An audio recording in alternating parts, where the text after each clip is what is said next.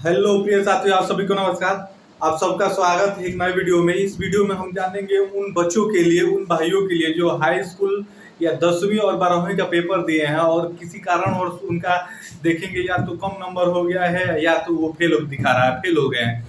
तो उन्हीं के बारे में बताएंगे आज आपको कि फेल वालों को क्या करना है और कम वालों जिनका कम नंबर है, नंबर आपको बढ़ाना है। जैसे आपको लग रहा है कि मैंने तो भाई किया था कि हमारा उस सब्जेक्ट में, जैसे आप मान लीजिए हिंदी में आपको लगता है कि हिंदी में मेरा 90 नंबर आना चाहिए और आपका 85 है, 80 है, तो आपको क्या करना है और जो छात्र फेल हो गए हैं उनको क्या करना है।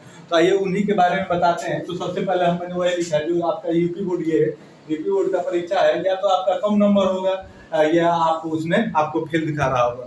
तो आपके लिए आपको क्या करना है वही आपको बताने वाले हैं। तो आप किस प्रकार से आप अपना सुधार कर सकते हैं और किस प्रकार से अपना पेपर दोबारा दे सकते हैं। तो आइए उसको बताते हैं। सबसे पहले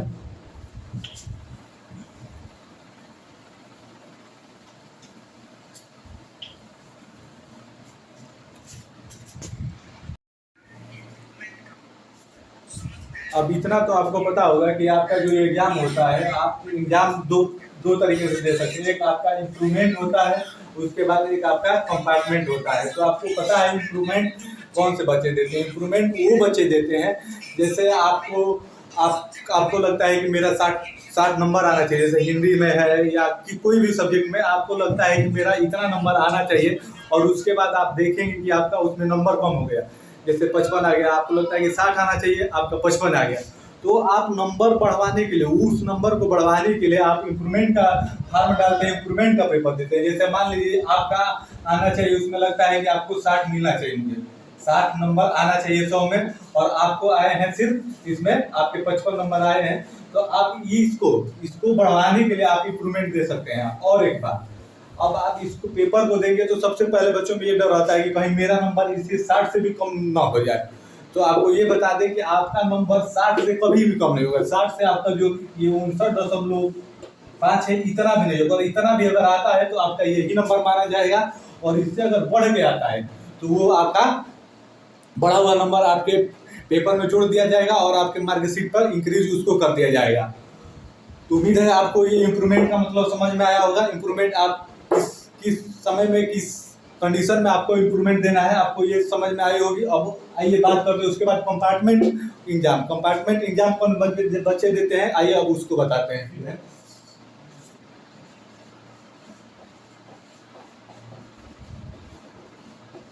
ये आपका कंपार्टमेंट एग्जाम है, ये आपके 10वीं और 12वीं दोनों में होता है।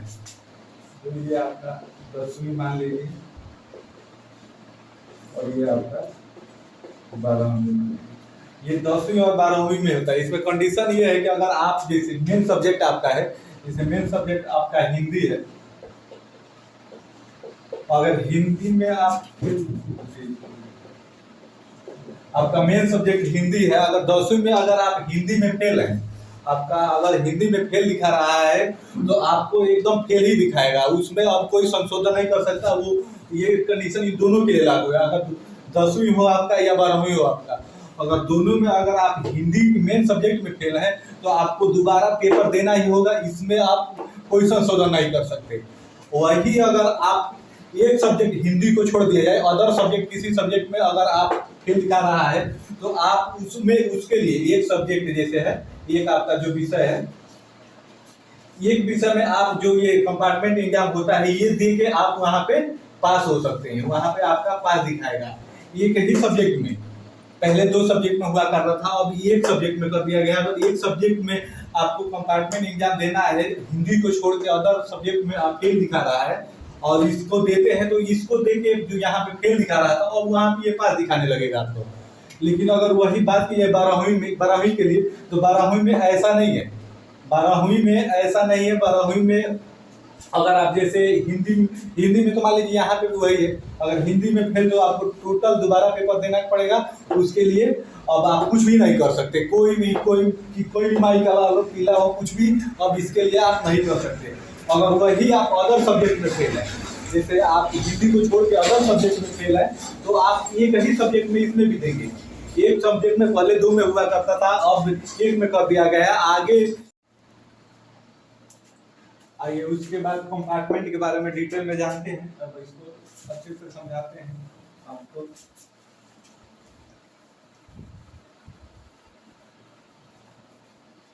तो जो आपका कंपार्टमेंट है,